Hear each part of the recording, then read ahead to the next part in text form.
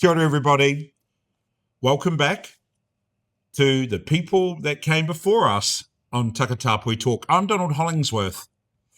This part of Takatapui Talk is where we stop for a moment and remember the incredible people whose shoulders we stand on today.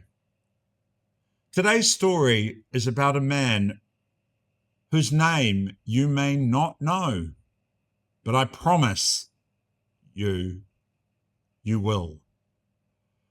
His work probably saved someone's life that you know. His name was Bruce Burnett. Bruce was born here in New Zealand in 1954.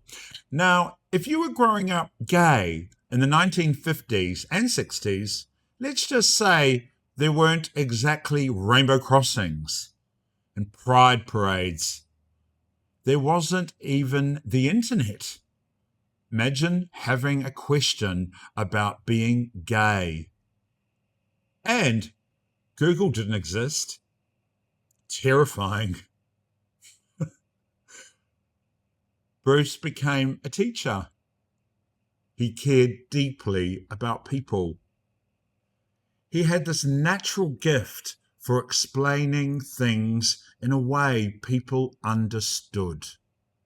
That talent would become incredibly important.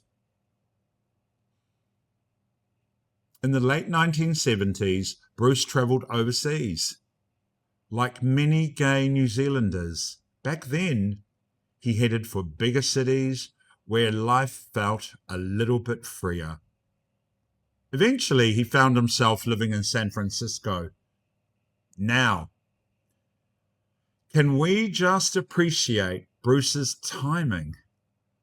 He finally gets to one of the gay capitals of the world, and then history changes. An unknown illness began spreading through gay communities. Nobody knew what it was. Nobody knew how it spread. Some people thought you could catch it from hugging someone. Others thought it was punishment from God. People were frightened, really frightened. Today, we know it as HIV/AIDS. Back then, they didn't. Bruce Burnett contracted HIV himself. Imagine hearing that news in 1983. There was no treatment, no cure, no TikTok doctor telling you to drink celery juice. There was simply the knowledge that your time was running out. Now, here's the bit that gets me every time. Bruce could have stayed overseas. He could have spent whatever time he had left quietly with his friends.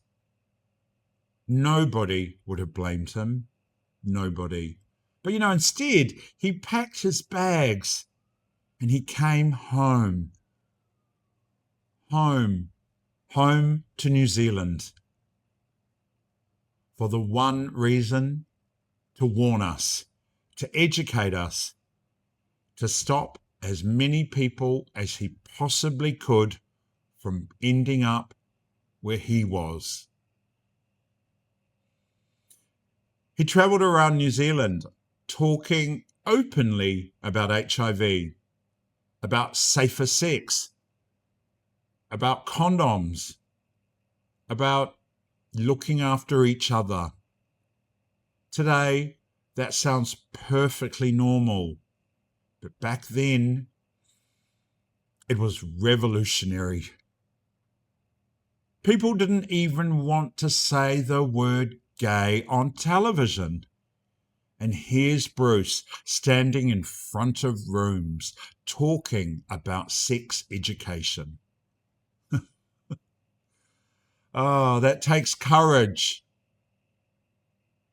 Sadly, Bruce died in 1985. He was only 31 years old. 31! Just think about that. So much life still ahead of him. But here's the beautiful thing. His story didn't end there.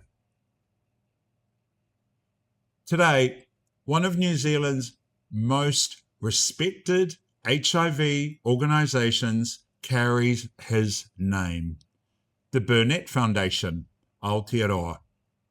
Every HIV test, every education program, every young person who learns about safer sex, every life protected, that's part of Bruce's legacy.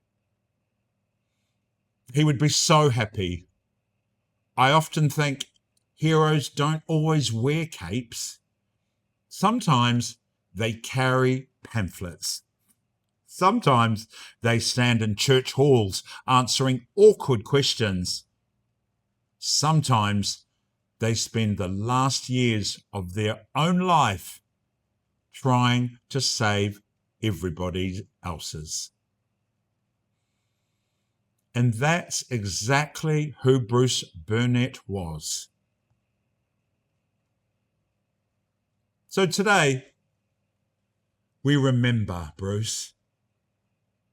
Not because he was famous, not because he wanted attention, but because when fear arrived, he answered with knowledge.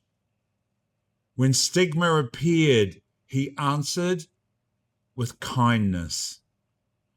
And when time was running out for poor Bruce, he chose to spend it helping others. So Bruce, from all of us here at Takatapui Talk, thank you. We remember you. We honour you. And we promise your story will continue to be told. I'm Donald Hollingsworth. This has been the people that came before us. Ka kite anō.